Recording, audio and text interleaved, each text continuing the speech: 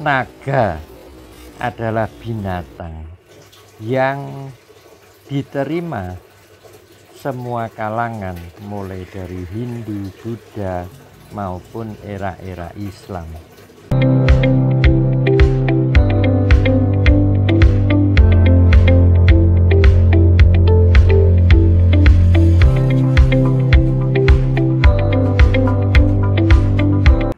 Kalau melihat penampilannya, kepala naga itu sebenarnya kan menyeramkan ya, dengan gigik-gigiknya yang panjang dan bertaring seperti yang kita lihat pada bentuk raksasa, seperti yang terpajang di Metropolitan Museum di New York, Amerika Serikat.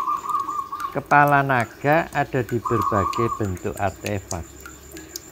Dan dalam pengamatanku, pada perunggu-perunggunya kelihatannya ini lebih dekat ke arah era-era Singasari, sekitar abad 13-an. Pada pusaka sejenis kapak ini juga dihiaskan. Kalau di dalam keris mungkin ini naga kembar ya, kiri kanannya ada naga. Tapi di atas naga itu ada gambar relief semacam rumah atau candi. Mungkin juga ini gambaran bahwa naga itu menguasai dunia bawah. Ada istilahnya mungkin Sangga Bumi yang menjaga bumi, atau istilah Mangku Bumi. Ada lagi Hamengku Buwono. Mirip-mirip istilahnya.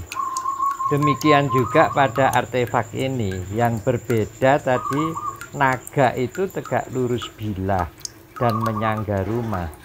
Dalam artefak ini naga mengarah ke samping seperti yang diterapkan pada keris. Jadi dia mengarah ke depan. Naga ini juga diterapkan pada Wesiaji Kabudan yang kita kenal sekarang berbentuk kapak bilahnya.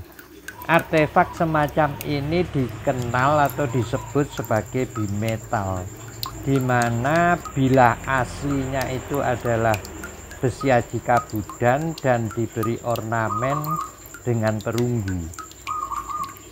Juga pada bentuk tongkat ya, tongkat kira-kira 60 cm ini juga Wesiaji Kabudan yang diberi ornamen naga. Kesan wibawa atau anggun pada artefak tadi karena dalam bentuk 3 dimensi. Agak berbeda pada bilah-bilah yang mempresentasikan naga dalam bentuk hampir-hampir 2 dimensi ya. Ada pada pedang ini maupun keris, terus ini juga ada semacam kudi ya, mempresentasikan juga bentuk-bentuk naga. Dan perkembangan terutama pada keris, naga-naga ini ternyata adanya sejak era-era Hindu-Buddha, sejak era Kediri, Singasari, Majapahit, dan kemudian era-era kerajaan-kerajaan Islam. Perkembangan bentuk naga justru luar biasa pada era-era kerajaan Islam, mulai dari Demak, Pajang, Mataram, Jipang, sampai dengan saat ini. Dan cenderung pada era-era kerajaan Islam itu naga menjadi berbagai macam.